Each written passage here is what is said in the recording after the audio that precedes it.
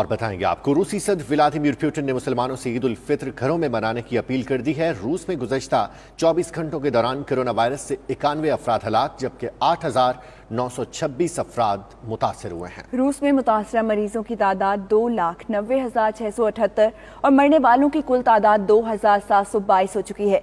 मजीद तफसीलात जानते हैं मॉस्को से हमारे नुमाइंदे शाहिद घुमन से। शाहिद, ताज़ा तरीन तफसीलात से आगाह कीजिएगा। जी बिल्कुल, रूसी सदर व्लादिमीर पुतिन ने रूस में बसने वाले मुसलमानों से दरख्वास्त की है कि ईद उल फितर घरों में मनाएं। सदर पुतिन ने कहा कि मैं जानता हूं कि ये रमज़ानुल मुबारक का महीना है और मुसलमानों के लिए बहुत मुकद्दस है और तमाम मुसलमान ईद उल फितर का त्यौहार बड़ी गर्मजोशी से मनाते हैं, लेकिन इस सिलसिले में कोई इज्तिमा ना करें और इस त्यौहार को घरों में मनाएं। रूसी वज़ीर आज़म मिखाइल मिशोस्तिन तेजी से सेहतयाब हो रहे हैं। उन्होंने कहा कि हम रूस में कोरोना वायरस के फैलाव को रोकने में किसी हद तक कामयाब हो गए हैं। वज़ीर आज़म का कहना है कि रूस के 85 रीजन में से 27 रीजन में पाबंदियां कम करने के लिए इकदाम कर लिए गए हैं। रूस के सार्फिन के तहफ़्फ़ुज़ के इदारे ने रूसी एयरलाइंस को हदायत जारी की है कि मुसाफिरों को अलग थलग रखने के लिए मुनासिब तौर पर जगह बनाने के लिए अपनी परवाज़ों को 50% से ज़्यादा ना भरें।